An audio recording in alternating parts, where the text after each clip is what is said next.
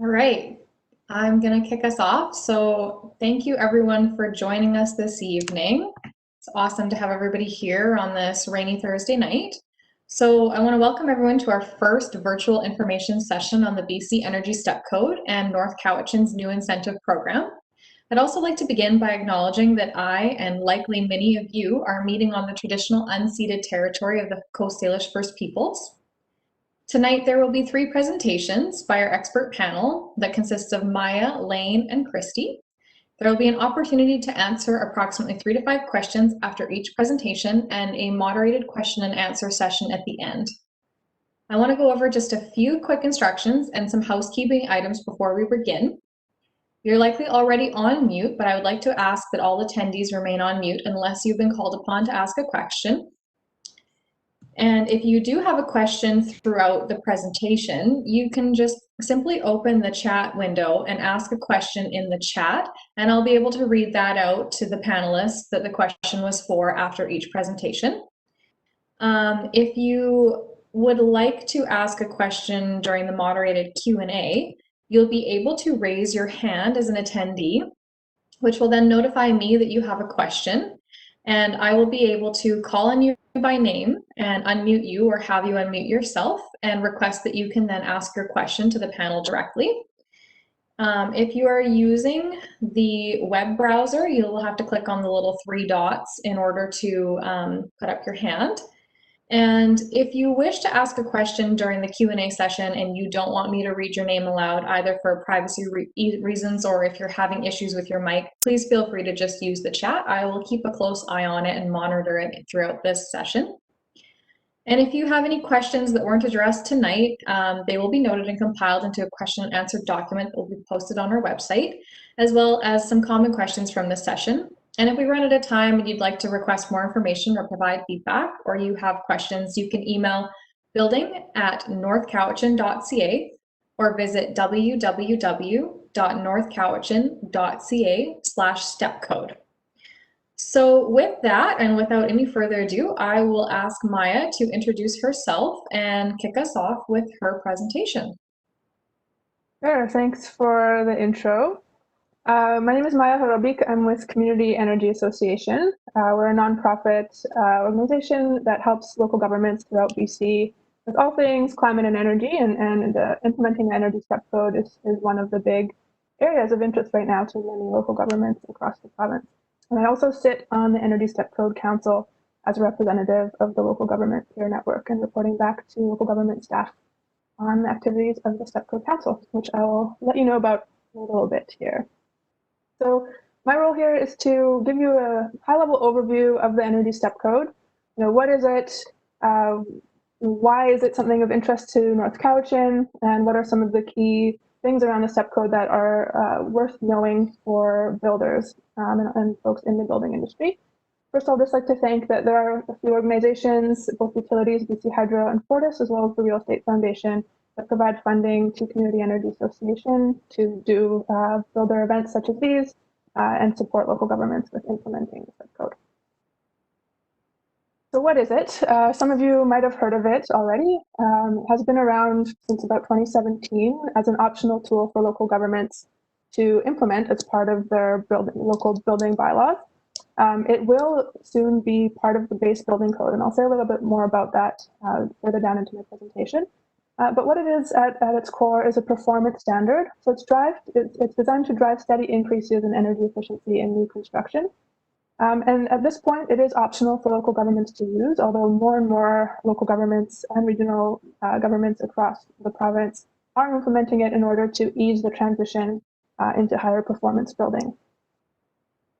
It does fit into both federal and provincial policy contexts. So at the federal level, the federal government has stated that all new buildings in Canada will be net zero energy ready in the model building code by 2030. So that doesn't mean that all provinces will be adopting that, but the model building code will reflect that goal. So what does net zero energy ready mean? It means that the building is highly energy efficient, and with the optional addition of local renewable energy generation technology such as solar panels, it could be net zero energy. So What that means is that it uses no more energy than it can produce over the course of the year. At the provincial level, it ties into the Clean BC plan, which is the province's climate action and economic strategy. And that plan reaffirmed that by 2032, all new buildings in BC will be about 80% more energy efficient than a home built today, which is around that net zero energy ready standard. What does that look like in future code changes? This is probably one of the biggest questions that builders are wondering, right? Like, what does this mean for the building code? And what we do know from the Clean BC plan is that in 2022, all new buildings in the base building code will be 20% more efficient than they are in today's code. So that means roughly step 3 for Part 9 buildings and step 2 for Part 3 buildings. And I'll explain a little bit about the steps, what those all mean shortly here. But this is something worth noting, is that no matter whether North Cowichan adopts it early or not, this will be something all builders need to do in a relatively short amount of time. So who designed this? Who's behind it? This is the Energy Subcode Council. It was formed as an energy efficiency working group many years ago, but became the Energy Subcode Council when this thing had a name. And it's composed of industry representatives from all sorts of industry associations, like the Canadian Home Builders Association, UDI, so Urban Development Institute, the Architectural Institute, and all these others you see here. All levels of government are represented, including local governments, the province, and Natural Resources Canada. The utilities have been at the table, as have academics and the non-governmental organization sector. So it really is a multi-stakeholder group that's been responsible for this from the beginning and exists today still to ease that transition, to make changes to the step code as needed, and we've seen that with a few updates to it since it has been released, and to essentially support the building industry and local governments in implementing the step code. There are multiple benefits and many sort of reasons why it came to be.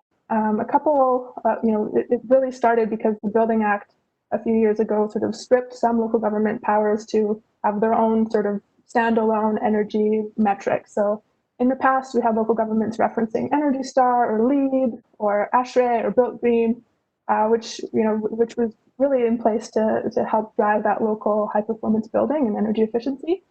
But it could be tough on industry to have to align with different performance standards across different jurisdictions. So that's one of the reasons why it came to be.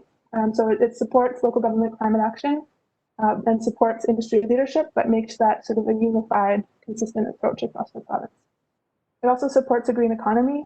BC has long been a leader in green building technologies, and this has just put BC ahead in terms of driving the production of new materials and techniques.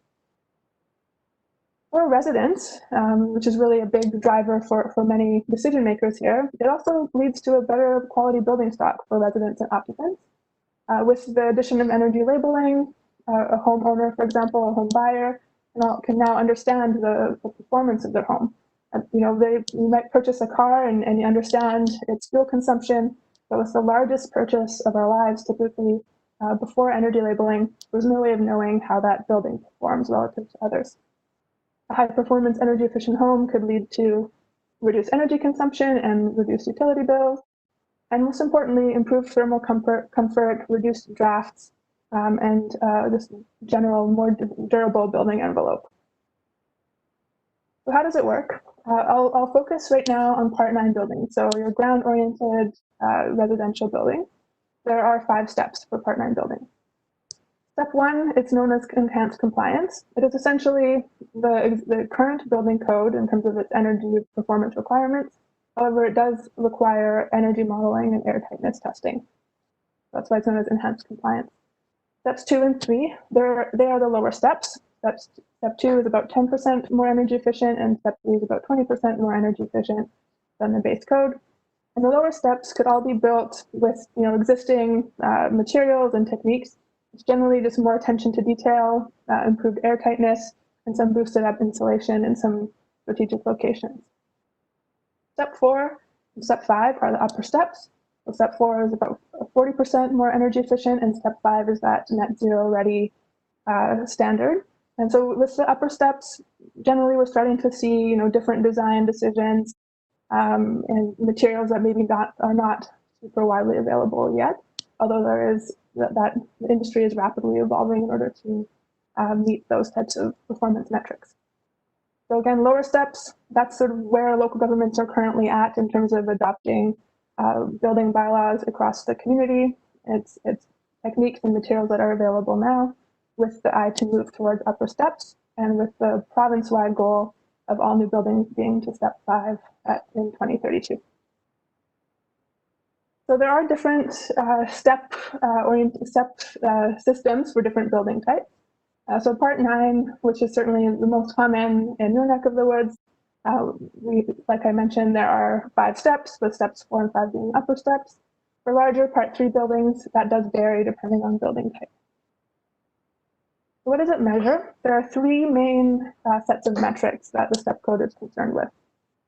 It's looking at the building envelope or enclosure, the equipment and the systems, and then looking at that airtightness testing. So for the building envelope, it's looking at your losses and gains. So it does focus on the airtightness as well as your insulation in your building envelope. And it does look at your solar gain and what's expected to be, the heat gain from people and equipment inside. And the metric for this is, and maybe a new word for some of you, TEDI, or thermal energy demand intensity. For the equipment efficiency metrics, it's looking at your heating, your water heating, and your ventilation. And that's measured either in your MUI, mechanical energy use intensity, or one that's specific to the EnerGuide rating system, which is a percent lower consumption than the reference house, which is the same house built just to base code. So 2 different metrics that could be used. And we'll be hearing from Christy shortly, and she'll be going into a little bit more of this stuff. In airtightness, it's looking at your rate of air leakage through openings in the building envelope, and that's measured in air changes per hour, or ACH, at a 50 Pascal pressure difference between inside and outside. So no matter what step you're looking at, what building type, there are really these 3 key things that the step code has in common, no matter what kind of building you're building. First is that it requires energy modeling. There's different professionals that can do energy modeling, but most commonly it's done through a licensed energy advisor through Natural Resources Canada, such as Christy. There's airtightness testing done pre-occupancy, although we're really seeing an emphasis on mid-construction airtightness testing as well. And Christy will talk about that a little bit more.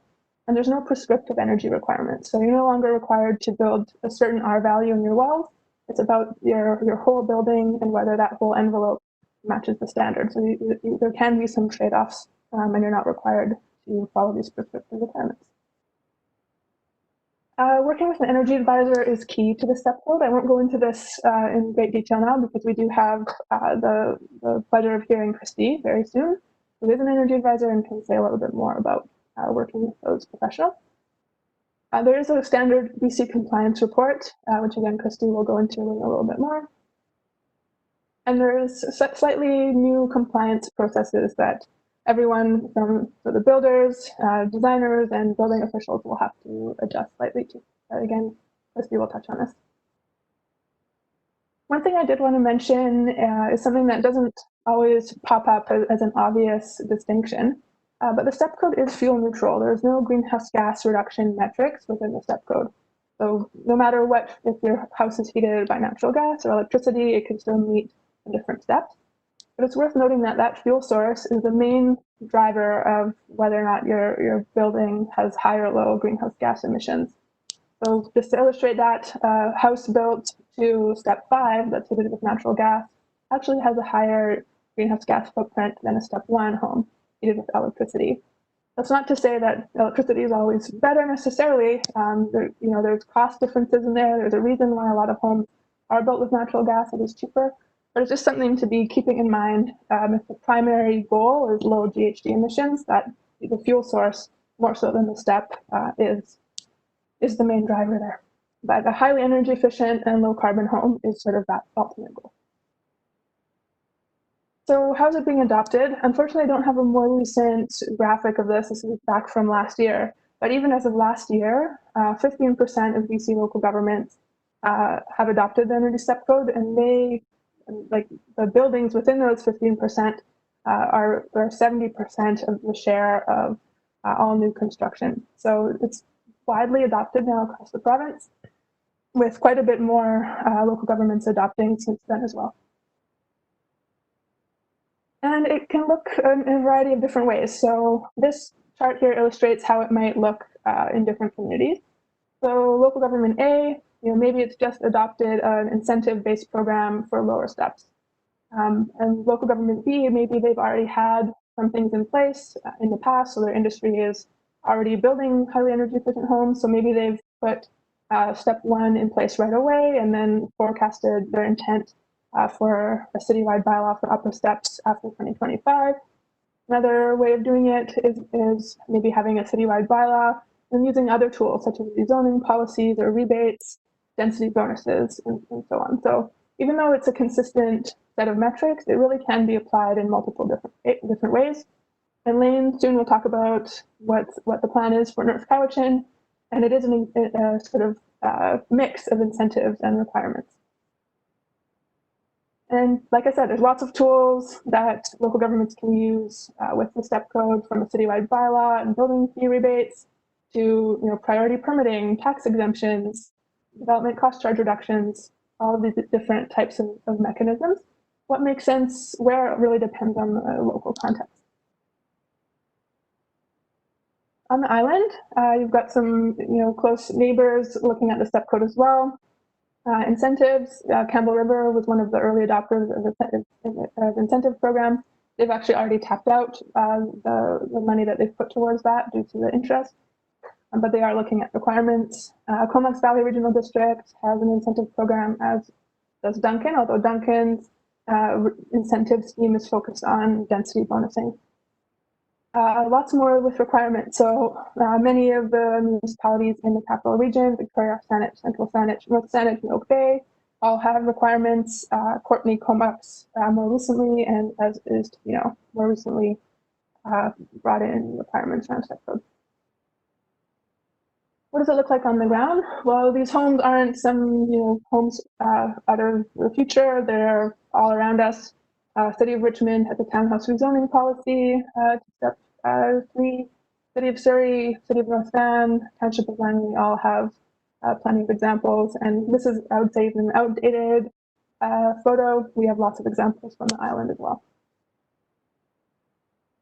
Some resources to point you to. The one-stop shop website is nabstepcode.ca. That's where you'll find all sorts of guides, illustrated design guides focused towards builders, metrics research report that talks about costing, and you can search for energy advisors and incentives. And then I encourage you to opt in to the monthly newsletter, and I can share this with staff here so they can send that out. And you can get different stories and case studies and things like that. That's it from me. And that's my contact info. Do feel free to reach out. That was great. Thank you, Maya. We do have one question that came in during your presentation, although I'm thinking it might be better suited for Elaine. And it says, will my building permit application be different with the step code system? Yeah, it probably would be better for Lane, but I can just briefly address that. Yeah, most local governments do bring in slightly different processes with the step code. So that standard compliance form that asks for the step code metrics would be part of it. But I'll let Lane speak to that a little bit more.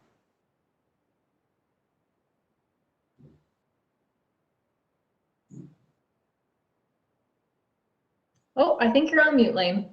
Oh, I'm up now, I think, right? Can you hear me? Yeah. So on the building permit aspect side, yeah, it'll just be more administrative, just documentation basically submitted with the building permit at the time of application in most cases. And we could accept them after the fact if there's a change in the design and somebody wanted to resubmit some new information and submitted the application form with the backup required documentation that's required in our policy. But in general, as long as the information's in there, it won't change the actual processing time or for fees for that matter. That's great. Thank you both. I don't see any more questions, so at this time I will ask Lane to kick us off with the next presentation. Thank Thanks, Megan. So I'm Lane Kilt, Chief Building Inspector for North Cowichan, and I was requested to arrange the program for North Cowichan and kind of put it together. It was something that, of course, the province wanted us to get involved with. So I'm just going to make sure I'm sharing my screen here correctly. Can you see that, Megan? Yeah, it looks great. Thank you. So the North Cowichan Energy Step Code program, like I said, it started out with as a program that I was requested to get in the process. And the main purpose, or two purposes, was to kind of fit into a couple of the priorities of this municipality's council strategic plan. And two of those priorities were the engagement. So engagement with local governments and other government agencies. We decided to work along with the province by implementing a step code program that they're already encouraging local governments to put into practice and to participate in. So that kind of, it fit into the engagement aspect of that strategic priority. The second priority it fit into, of course, was the strategic priority of the environment. And the step code program provided an avenue to increase efficiency of buildings through a voluntary incentive to mandatory program. So it was decided that we do a kind of a two-step phase program. We'd start it with a voluntary incentive rebate program to get kind of a soft start, and then we move it into a mandatory program via bylaw. The voluntary incentive rebate program is an incentive program was encouraged, again, by the province to allow for a phase start for all stakeholders. This will allow local governments to provide incentives based on the proposed efficiency of new buildings. The incentive program also provides an opportunity for new products, systems, and designs to be implemented over a gradual time period prior to the province mandating higher efficiencies with the building code.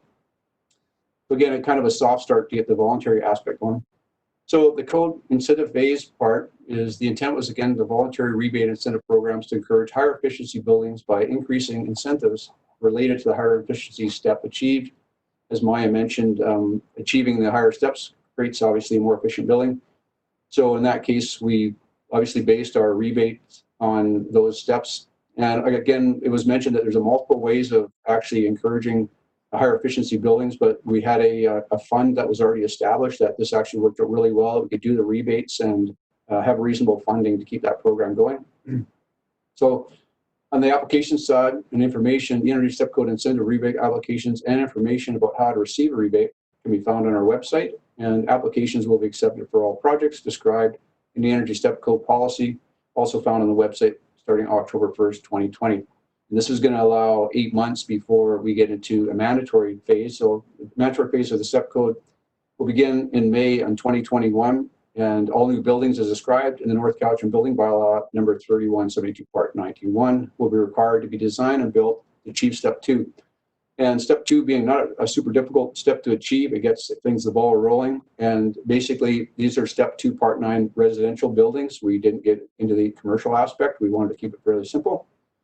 So on the incentive program policy will continue to be in effect for Steps 3 to 5 after Step 2 is mandatory, as the funding permits until the steps are required by the BC Building Code, which we'll get into that in a minute. And once they're mandatory, we will keep those other incentives in place, as long as funding permits. And so why we decided to put the Step 2 in by 2021, the Step 2 mandatory requirement, is the voluntary incentive to mandatory program was considered the best method to bring the upcoming provincial requirements into the industry in a kind of a gentle method, which they asked us to do. And with the mandatory aspect of the program, this will provide a basis for new startup companies wanting to rely on a viable industry. And as I discussed out in the industry, working as an inspector, the Step Code did come up quite a bit, and there were companies that were interested in getting involved in the energy advisor industry and becoming certified and buying the equipment. But the key was they wanted to be able to rely on something that was actually going to happen sooner than later. And so having a mandatory aspect to the program gave them something to kind of rely on for a business model. The public engagement side, we only had 2 years remaining for the provincial requirements, require new buildings to meet Step 3 of the Step Code. It was determined that a long engagement would drastically reduce the opportunity to offer voluntary incentive-based program, which the voluntary program and the soft start was the province's recommendation. So council directed staff to implement a phased program with incentives to allow stakeholders to voluntarily build more efficient homes and buildings and be rewarded for doing so. So tonight's session, we're offering the session is to inform and collect feedback on our incentive program. You can provide additional feedback and questions, again, at building@northcowichan.ca. That we can give more information there on the program itself.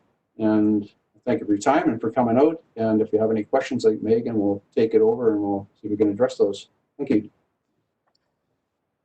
Thank you, Lane. That was great. There is a question that just came in. So it says, with all the building inspections currently required to be necessary, if I apply under the step code standard, or will the energy advisor certification replace some inspections, for example, insulation inspection?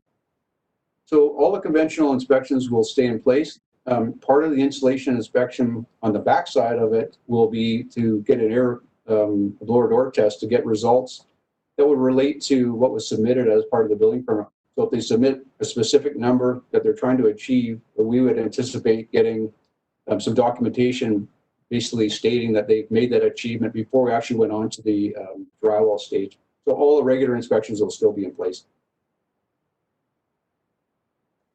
Excellent, thank you. So this time I'd like to turn it over to Christy and have her introduce herself and prepare the next presentation. Thank you very much, Megan. I just want to thank everybody for coming out today. My name is Christy Masact, and I have been an energy advisor for 13 years. I've been on the island for about 11 now, and my company is Elemental Energy Advisors. So I'm going to share my screen here and go through some slides with you. You will learn some information. Okay.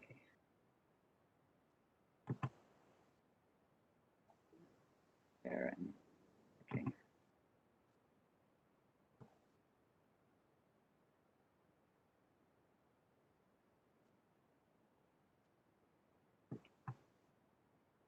And here we have this all set up ahead of time, and it doesn't seem to want to share for me.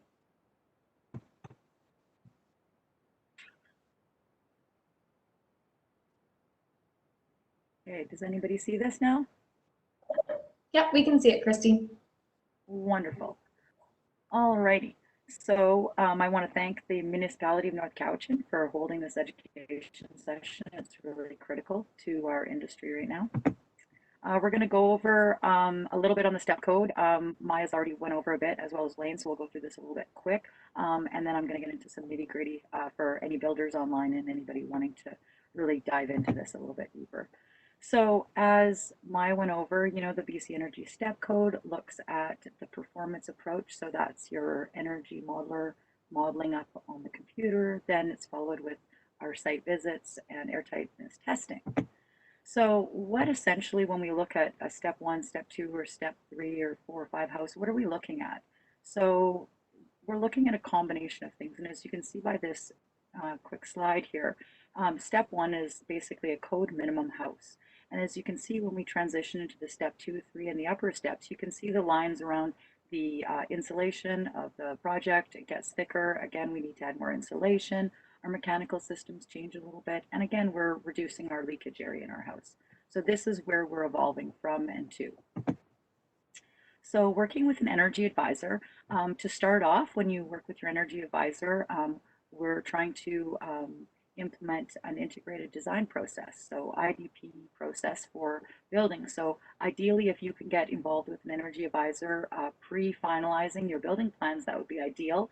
If not, you've got a set of building plans you want modeled up, then what you need to do is you need to get all of your data to your energy advisor. So they take all of your data from your building plans, your mechanicals, all of that. They put that all of the data into the energy model, and they're going to break it all down, run a bunch of reports for you, and then they're going to be able to offer you outputs in regards to not only the BC Energy Step Code, but they're going to be able to quantify the changes and the differences between, say, going with an R20 wall, going to a staggered stud wall, or going from R40 insulation to maybe R50 or R60. They're going to be able to quantify that for you and let you know how much your clients are going to be saving on an annual basis based on those different specs.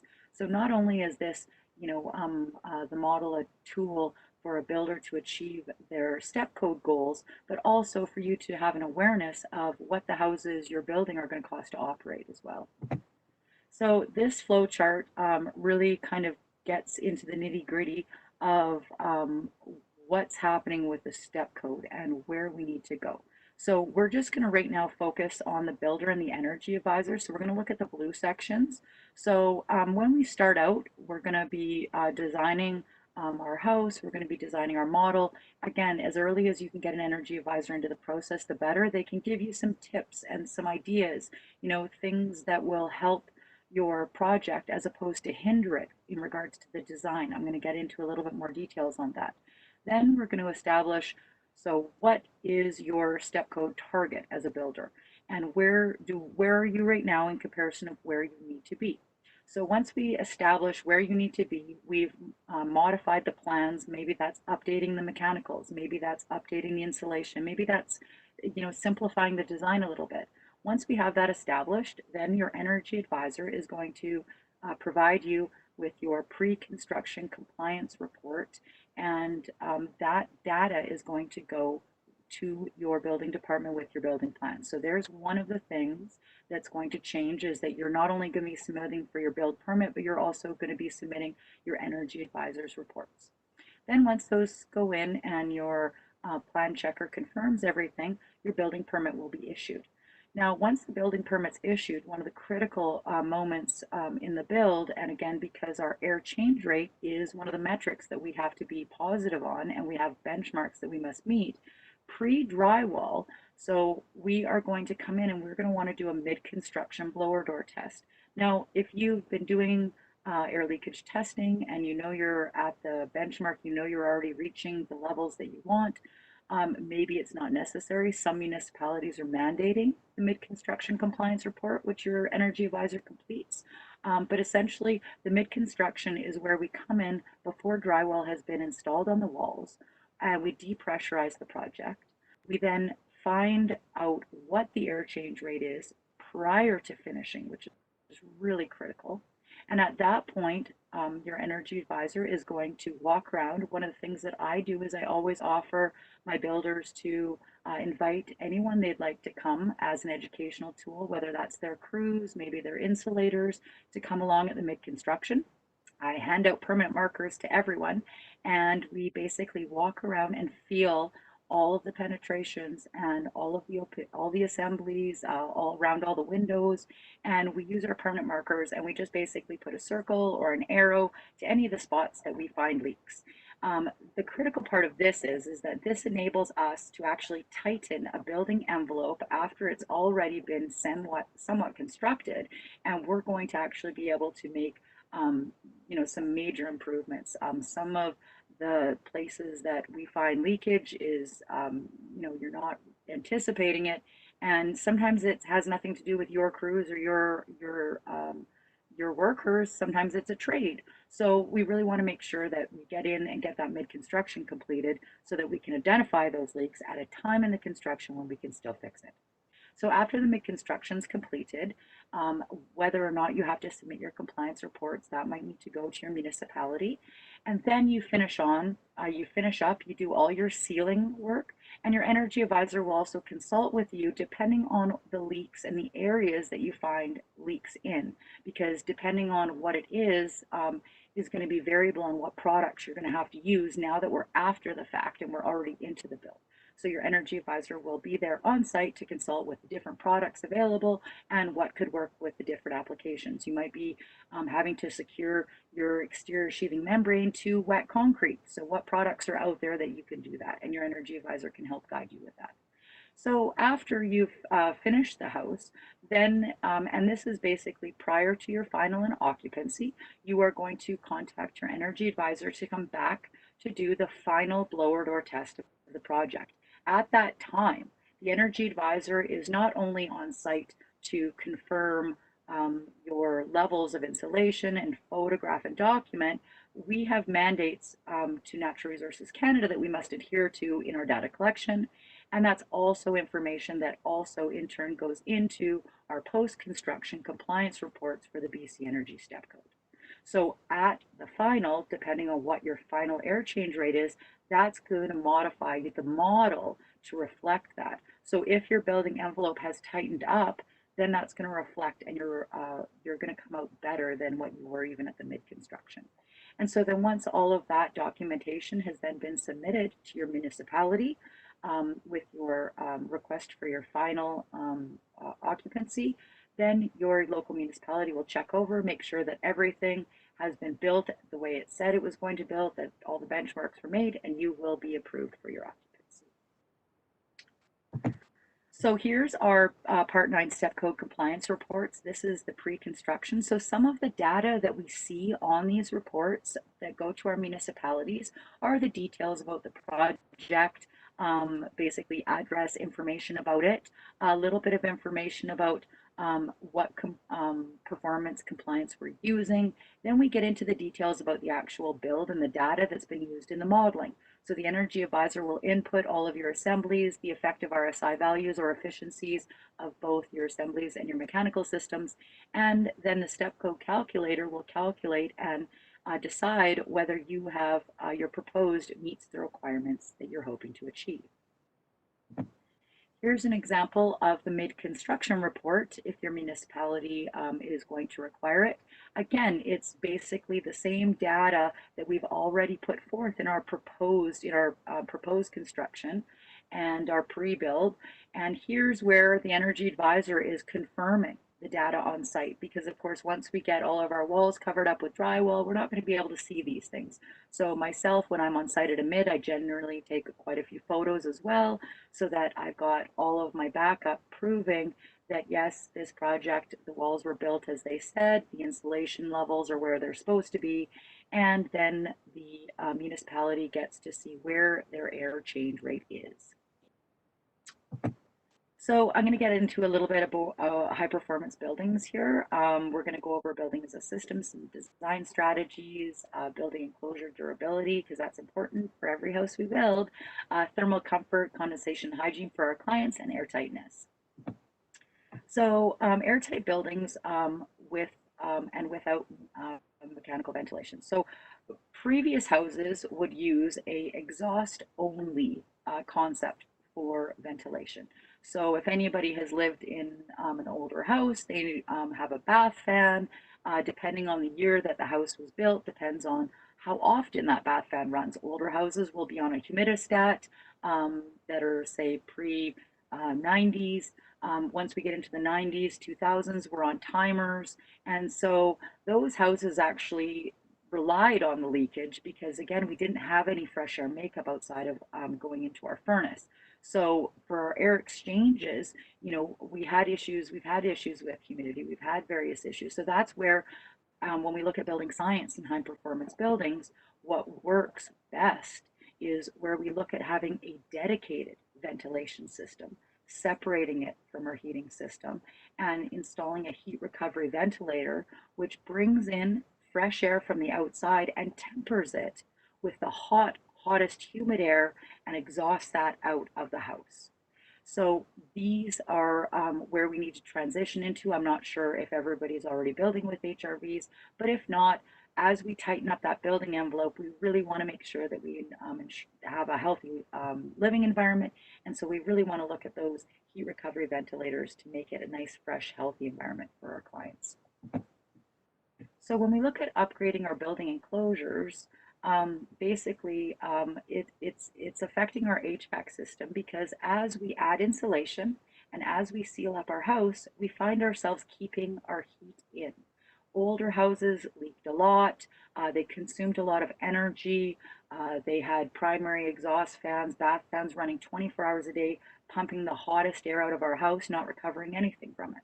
So moving forward into the future, what we need to see is we want to see where we've got, you know, less glazing, maybe we want higher insulation levels, we want an HVAC system that's accurately sized to the project, and that is something that your energy advisor will also do for you as a part of their services, is that they will calculate the demand for the HVAC system and ensure that the size that's going in is accurate. I've had numerous occasions over the years where sizing of HVAC systems has actually been on the larger side because we are tightening houses up, we are adding more insulation, so therefore we don't need as much heat.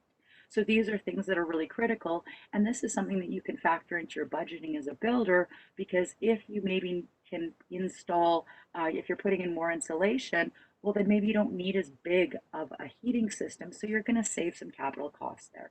And again, your energy advisor can help guide you and navigate you through the HVAC systems, because they are trained on all aspects of house as a system and building science. So while a builder is maybe more versed in framing, an energy advisor is well versed in HVAC and can be that middle person between you and your contractor. So some of the things that we don't always talk about, but things that we need to be more aware of these days are attention to solar control and overheating. What we find is in the past we weren't really even looking at solar loads. We weren't looking at overhangs. Are these overhangs big enough to shade us in the summer? What kind of glazing are we installing in our houses? So we want to make sure that we are minimizing our glazing, have shading, whether that's trees or whatever, and looking at larger overhangs, again, to reduce that heating in the summertime. When our sun is low, we enjoy the solar gains. So when the sun is low, it's fine for the sun to come in and heat our space in the wintertime. But when the sun's up high in the sky, we want to ensure that those overhangs are big enough that they are going to deflect that off for us. So when we look at the STEP code, I really, really can't stress enough that the design is going to be the first step in establishing how easy or how difficult this is going to be for your project to achieve the higher steps. The more simpler a design, the more simple it is to air seal, and the more simple the design, the less framing we have, and we have a reduced TEDI. As you can see, we have also, we will need less energy, so our mechanical energy use intensity, our MUI, will also be lower. So as you can see, as we get into bigger, more complicated houses, it really affects our thermal energy demand intensity, which is one of the metrics we need to talk about and we need to address. So if you are building designs like a box, then great, you're going to have an easier time. If you are building designs that have multiple dormers and multiple exposed floors and maybe bonuses over a garage, you're going to really want to talk to your energy advisor about some strategies in dealing with that, and possibly look at upping your insulation levels in order to achieve the same performance in a more complicated design as you would in a simple design. So it all starts with the design. Some other little tidbits, things like if we can raise our heel heights and then we don't have as much compression for our attic insulation, that's going to reduce our TEDI.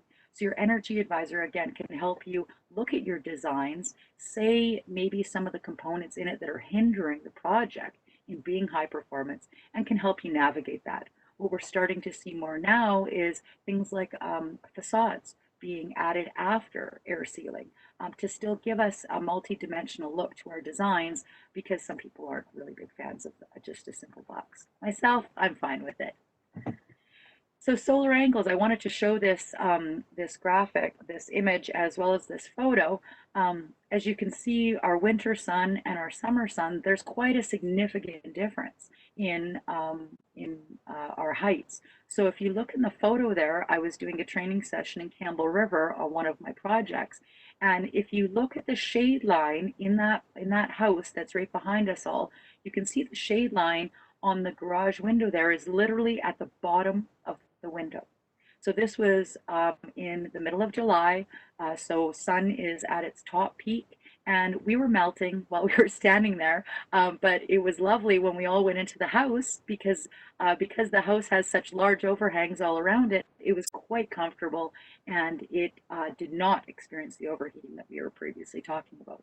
So things, again, into your design, maybe instead of a 1 foot overhang, maybe we want to look at a 2 or a 3 foot overhang, depending on the site and the lot, if we maybe don't have any trees around.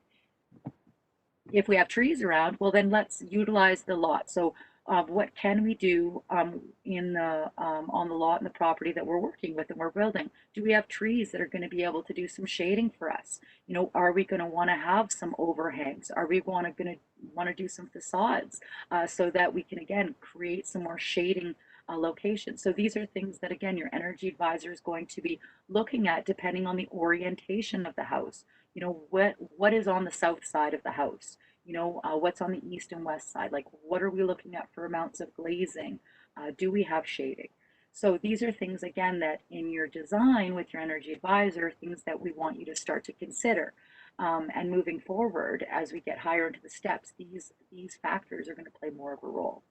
Unfortunately, in the modeling, just for you to note, while I can factor in the overhangs, we cannot factor in whether there are trees. So that is not something that can be put into the modeling, but we do measure the overhang lengths, how big the overhangs are, and the header height of how high it is above the glazing. So while the trees aren't going to be in your modeling, they are going to hopefully give your clients some nice cool spots for in the summertime. So enclosure first approach. So the critical factor is air leakage. The leakier a house is, the more air changes over in it, the more of our hot air leaks up because we constantly have a stacking effect happening. So we always have our hot air rising up. Now, is it leaking out or are we keeping it in? So in older houses, of course, we were leaking all of our hot air out. We had drafts coming in because as the hot air rises, we create a low pressure system lower in the house where it's almost like a vacuum sucking in the cold air. So what we need to look at is sealing our house up. So in order to do that, we need to focus and we need to make a plan for our air barrier. So we need to address air leakage in the design. We need to be adding some more insulation. So again, we're in a more of a high performance home where we're going to keep our heat in better. We need to look at improved windows and also sizing. So, you know, can we reduce some windows in our design? Or maybe we can go to a higher end window to improve the efficiency of it. And the other factor that we already chatted about was the mechanicals. And again, as you can see, when we add insulation, we seal it up tighter, we put in a ventilation system, we don't need as big of a mechanical system. So those are all factors that play a big role in when we're designing a high performance project. So some design detail strategies that we need to really look at is now while we are looking at our set of building plans, I encourage all of my builders to talk to their designers or architects about really identifying our air barrier. We have many places in a project where we transition. So where we transition from maybe a foundation to a wall, or where we go underneath of a bonus and then back up from a garage space to a heated space, or where we transition from our wall to our ceiling. What we need to do is we need to detail these critical points so that all of our trades that are on site and all of the whoever's working on our projects are fully aware of the process required in order to achieve that airtight building envelope. So as you can see, where you look at the red lines going around, we've got some detailing there where you can actually see where we've got, you know, our top plates and where we're going up and over our top plates and then going underneath. So again, we want to be detailing any of these areas during the design phase so that we know what we have to deal with. In some situations, we might have to look at using different products. Some situations we see different strategies use. Spray foam maybe is one. Maybe you're using an exterior sheathing membrane. Depending on what you're using, let's have a plan. Let's have it very clear so that everyone is on the same page. One of the critical factors in our walls is ensuring that we have durability. So as we look at our wall, we want to make sure that we have everything clearly outlined to show that, yes, we have our water shedding surface. We have our water resistive barrier. We have our air barrier. There's our thermal insulation, and inside we have our vapor retarder. Now, looking at this graphic, I do want to also note that while you see our vapor retarder is underneath of our drywall in this assembly, our vapor retarder can be a spray installed paint that can be also installed on the exterior, pardon me, the inside of the drywall. So as another strategy. So the vapor retarder does not necessarily have to be underneath of the drywall if you don't want to use poly. If you are focusing on an exterior air barrier and you want it to be impeccable and you want to use vapor barrier paint, that works too. But we just want to make sure that we have our 5 layers of defense to ensure the durability of our walls. So thermal comfort condensation is a critical one. So you can see here where we have a slab on grade with no insulation in that corner. And so what this does is, unfortunately, we have a location where we are going to see severe condensation created, which we definitely do not want in our walls or in our homes or in our basements or in our crawl spaces. So what we need to do is again, reduce our thermal bridging by adding that layer of insulation. So then our corners and our floors look like this. By just adding that exterior insulation, you can see what a difference it's made to the comfort of that floor for the clients, as well as how we've now eliminated the risk of condensation and mold and all of those things. So while, adding insulation is great for high performance and is wonderful to raise our TEDI so that lower our TEDI so our houses are more efficient, you can see here it also plays a major role in thermal comfort and having a healthy living environment. So air barrier as a system. So when we look at our air barrier, as a builder, you have to decide what system you want to go with. And when I say that, that means that whatever manufacturer you choose, you must follow the manufacturer's recommended products to use with your exterior sheathing membrane. Many times, and I'm sure if there's any builders in here, hopefully you're not using it, but I see on exterior sheathing membranes, red tuck tape, which is not rated for exterior use, nor is it rated to be used on an exterior sheathing membrane. I see it used on the exterior all of the time, and it's not rated for that. What we need to ensure is that all of the products that we're using are all compatible. Now, when I say that, what happens is when we take a product like tuck tape, for example, and we stick it onto our exterior sheathing membrane, that product, because it's not rated for exterior, it's not rated to be exposed to the sunlight, what happens is we want any products that we stick together on our air barrier, we essentially want that top layer of the surface area to molecularly bind. We want that to become one. So where we've got an overlap, we want to ensure that that seal that we're putting on there is actually making it continuous and one. When we put a product that is not rated, let's use tuck tape, for example, what happens is that product gets stuck on there, and unfortunately, because it's not rated, eventually the tuck tape starts to delaminate, and so the top layer of the tuck tape will come off. And if you go to pull it, a lot of times it'll just come off. So if you're using different products, or maybe you're going to try some new products, I encourage you to test them. So depending on where you are sealing will vary what product you use. So if you're adhering to concrete, you must ensure that the product is rated to adhere to concrete. If you can pull it off after you've stuck it on, it is insufficient and it is not made a continuous air barrier. We need to ensure again that there's a durability factor in our air barrier, because this is critical to stop our cold air from leaking in and also from stopping our hot air from leaking out. So research your products, and again, I encourage you to do some tests. If you've been using a caulking product for years and years, check and see and make sure that it actually adheres to the lumber. Take a piece of wood, run some strips on it, run some different products, try to peel them off, see if they adhere or not. I find many cases I'm in a project and the caulking doesn't even adhere. So again, really check on your products, make sure they work together, make sure that it's applicable for the application, and test it before. Whether that maybe means you building a little mock-up of your wall. Do whatever you have to do so that you feel secure in the products you're using and ensuring that they adhere and that they make a solid bond and that everything's working together. What we want is continuity.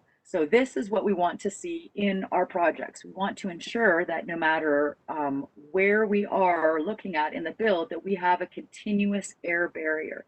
And that means no breaks anywhere. So that's not into the ceiling, not on the bonus. So if you've got a bonus and you've got dormers, how are you going to air seal that? Where is our air barrier going? I've got some strategies for bonuses that we've been testing that have come out really positive. But again, it's only as good as the installer. So ensuring that you have continuity is critical. So when you look at your building plans, please take a look, and can you run your finger around the whole project and have a continuous air barrier? If not, figure out how to deal with those spots that are tricky, because there is some design areas like a dormer that is extremely difficult to air seal. So again, that goes back to the design again, but continuity is critical in having a tight building envelope. So some strategies we've talked about is the exterior sheathing membrane for our air barrier. This is a concept that I see installed most of the time. The reason being is it's very efficient. It's quite quick to install. While I don't see a lot of added exterior insulation like we see here in the graphic, one of the tricks that is really critical for your sheathing membrane when you're installing it is that you get it taped up and you get your rain screen installed as soon as possible. There's nothing worse than seeing, you know, an air barrier that has been taped and installed, and then we get some wind gusts and nobody's installed the rain screen, and so now everything's just flapping in the wind. So again, in our process and in our strategies, we want to be, you know, we might have to change some ways we're doing things so that we know that, yes, this, I'm not going to damage my air barrier, or my exterior sheathing membrane's going up, it's getting taped, and it's getting rain screened right now, and then it's done. So again, you know, we might need to be changing some of our processes. It's uncomfortable when we make changes in the way we do things, but how are we going to get a better building product if we don't do things differently? Sealed polyethylene is another option for an air barrier strategy. Myself, as an energy advisor, I prefer stopping air from penetrating my opaque assemblies on the exterior. I do not, I'm not a fan of the sealed poly because of the room for air. If you can imagine doing the exterior, I'm just going to go back here, how quickly, so if we've got just a box house, how quickly and easily we can wrap that with an exterior sheathing membrane. The exterior of a simple design is just straight. We've got our windows and our doors and our plumbing penetrations. That's about all that we have to deal with for penetrations and complexities in an exterior sheathing membrane.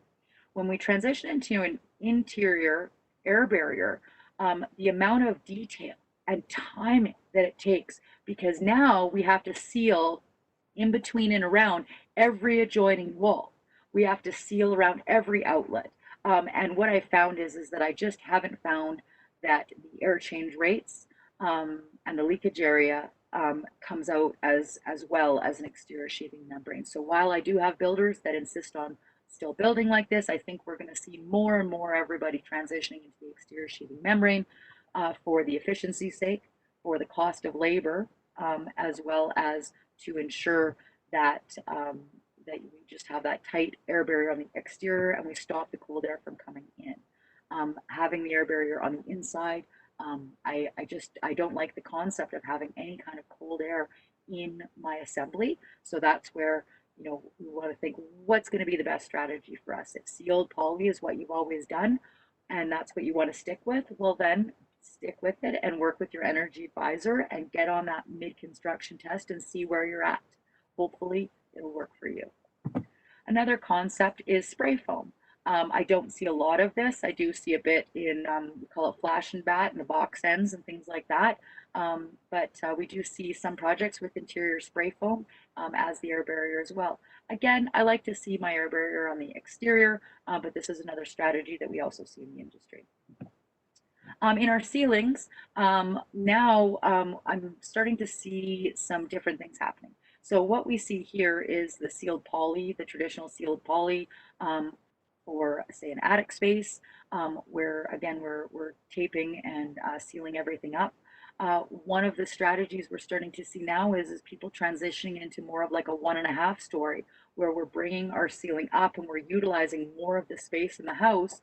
And so we're popping it up into, say, a cathedral or a scissor vault, and then again installing our poly on the inside, but giving ourselves a bit more space. If we can eliminate things like having pot lights and things like that, reducing our penetrations through our building envelope, try to as much as we can. And if we do have pot lights being installed, then we need to pay attention to detail in the ceiling of those. Make sure they have proper backing, make sure they're bagged, make sure they're properly sealed. And then where we have our wiring coming out, we want to make sure we're caulking that as well, because that can be another place that can leak.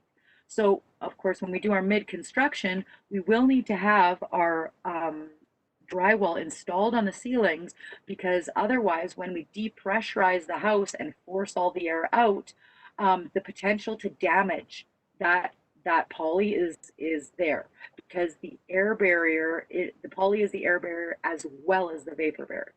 So because it's playing a two-part role, it doesn't have any support. So that's why we need the drywall installed, so that I don't suck the poly right off the ceiling. So basically we need to make sure that the attention to detail is in the ceilings, because again, it can get really tricky where we've got things like chimney stacks going through. Very difficult to seal. And again, you can't really rely on the trades to do the air sealing portion of it. So we're really going to need to look at, what products are compatible, and what we can do. So again, looking at the detailing, we already kind of touched on this, but showing where our transition is going, showing where our air barrier is going, and showing that continuity, so that all of our subs and everyone coming on board can clearly see where our air barrier is, the detailing of the transitions. One of the things that we're starting to see now, and again, I'm encouraging all of my builders, is to look at having an air boss on site. An air boss is one of your workers that is hopefully on site the majority of the time, because not all builders are unfortunately able to be on site all the time, but we need somebody there. We need somebody on your site that is aware and educated to air sealing, that is going to be able to educate a trade that's coming on your building site, where we don't want to see people cutting big holes, and we don't want to see people stapling. We don't want to see people doing anything to our building envelope that has not been a part of our plan and is in our design strategy.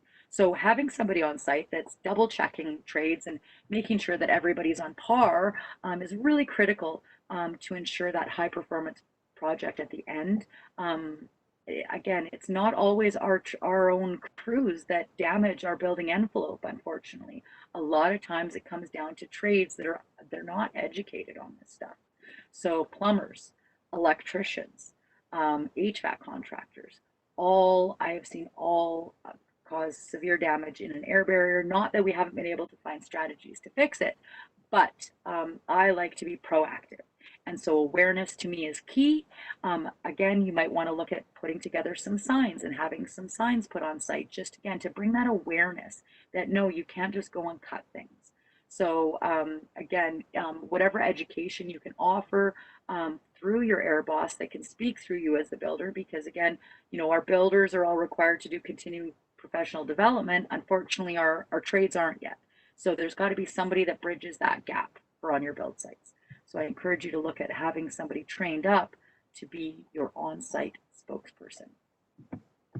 So some of the things I just wanted to show you when I get called to come and do site visits a lot, just to check and see how things are going with the building envelope. And as you can see here, there's a lot of times where I just don't understand what happened. So you can see on the picture up on the top left, we've got a situation where we've got an attic space and we've got sheeting that's been put over top of part of the air barrier, and now all of a sudden we don't have any continuity. We don't have the proper transitions, and so now we're going to have a spot all along there where we're not going to be able to seal it up. You can see on the top right photo there, again, where they've cut the tieback, they've cut it and it's not overlapped. And again, we want to be running as long of strips as possible. And if we do need to cut and overlap, then we're taping that before we're continuing construction. If you look on the bottom left corner there, you can see again, they cut the tieback in the construction, and instead of folding it in and under, they've pulled it out and just stapled it back, thinking they're just going to tape it up to that framing, which does nothing for us because now all we're going to do is leak through those 3 studs that are hammered together. So again, there's no continuity there. So these are things that we really need to make sure are in our build process so that it doesn't get missed during construction. You can see on the bottom right corner there, again, we've got some complicated design factors here where we've got this transition, we've got this this big beam coming in, and they didn't know how to deal with it, and they just kind of wrapped the tieback around it, which kind of really didn't do anything, unfortunately. So again, knowing where we need to have that air barrier and where we need to seal up and what we're doing at all these different transitions is really critical.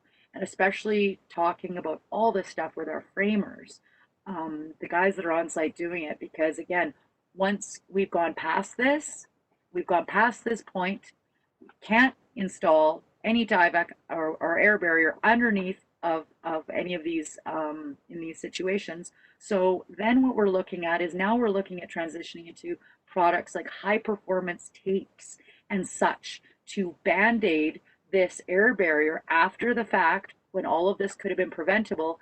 And I don't know if anybody's looked into it, but unfortunately, you know, the high performance tape products can get to be quite pricey. So unless you want those as a part of your air barrier strategy, let's try to be proactive and not have to come in after the fact and spend hordes of money on fancy expensive products that we could have not had to use.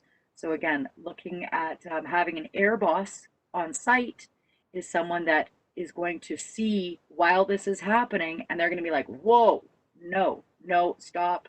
We can't do this. This isn't the way that it's on the plans. So again, going back to that design and making sure that we have those details in our plan so that then when we get on site like this, everybody's on the same page. And again, Maya already mentioned this, but we have an amazing resource for anyone online, the energystepcode.ca. And when you go to resources, there for builders, there is some great resources in there. Publications, go under publications, under the compliance tools, just great documents. And again, maybe these are things that you want to be sharing with your air boss or sharing with a couple of people on your crew. There's no point in reinventing the wheel when the data is already out there, and the BC Energy Step Code has already put together all of these documents to be able to use as a phenomenal resource to get you moving forward the step code to the point where we are eventually all at step 5. So I just want to say thank you so much for everybody, and I guess we'll see if we've got any questions, and I think we're going to get to have a little bit of a question and answer period here for anybody that has any questions. So I'm going to turn it back over to Megan, and if you have any questions or would like to email me, please feel free. It's Christy@elementalenergyadvisors.ca. Thank you for that excellent and engaging presentation, Christy. That was fantastic. So we did get 2 questions for you while you were presenting. The first one is, are there any local advisors available? Do you know if there are any in the Cowichan Valley? I don't know who's down in the Cowichan Valley. You can search online as well for the energy advisors in your area. So again, look online and you can find those resources. I can probably get that link to Lane so that he can send it out. Myself, I've kind of traveled all over the place since I've been doing this. There wasn't very many energy advisors back in the day. So I've basically worked anywhere from Cowichan over to Tofino to Ucluelet over to the Sunshine Coast. So I know there's energy advisors out there, and there's going to be more. So just we'll just have to take a look and see who's in your area. That's great, thank you. And how much does an energy advisor cost for a typical home from start to finish? Okay, that's a good question. And this question obviously is severely variable depending on the company. Now, every energy advisor out there is independent. An energy advisor works through a service organization who is the middle person between myself and Natural Resources Canada, which is our big umbrella, who is the one that's created our Hot 2000 program. So all energy advisors have their own rates. What we see in the industry right now, what we're seeing for the whole step code package. So that would be for the modeling, that would be for some consulting, the mid-construction blower door test, the final, the documentation and everything. We're looking at probably around $2,000 to $3,000, I'm guessing at this point. It all depends on the energy advisor though. So unfortunately, I can't give you an exact number, but hopefully that helps a little bit. That's great, thank you. So Maya, I think I'll have you turn your camera back on, and there's a couple questions that have come into the chat that I will ask to the group as a whole. So the first one is, how does the step code apply to conversion of an existing structure to a dwelling, and how can the step code standard be met when much of the structure is already constructed? I can take that one. So the step code only applies to new buildings. If it's a complete rebuild, then it might apply, but it's generally just for new buildings. But I will say, take this opportunity to say that the province is developing an alterations code or a retrofit code that will be available province-wide by 2024 and potentially on an opt-in basis by 2022. What the mechanisms of that will be is still unknown. But yeah, a lot of us are keenly watching to see how that rolls out, because obviously the existing buildings are the vast majority of our buildings in our communities, and those need to be addressed as well.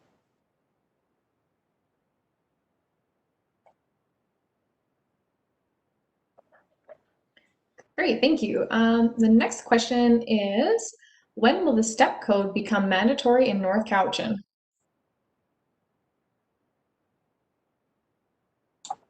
Is that directed to me, Megan, I guess? Sure, you take it. It was a part of the presentation, but I went through it pretty fast. The mandatory aspect of the code will start May 1st, 2021. And step two of the basic of the building, or sorry, step two of the energy step code we required. We have basically in our building bylaw explains what building types that it's applicable to. So the idea was to have 7 months of a voluntary aspect that will start in October, and then the mandatory part will start May 1st for step two.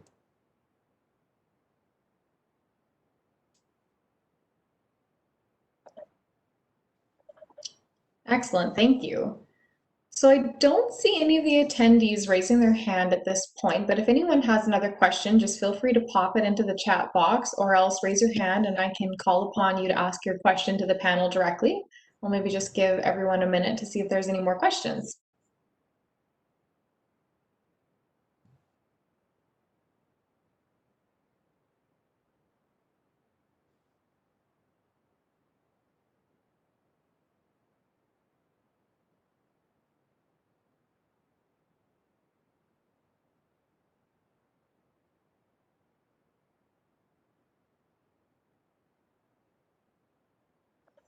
All right, I'm not seeing anyone scramble to put up their hand or type a question into the chat box.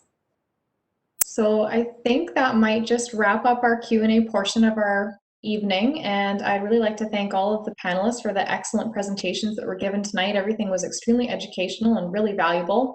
I hoped everyone watching had as much fun and enjoyed this as much as I did, and I think we'll wrap it up. So thank you everyone so much for attending, and thank you to our panelists. Thanks very much for having me. Bye, everyone.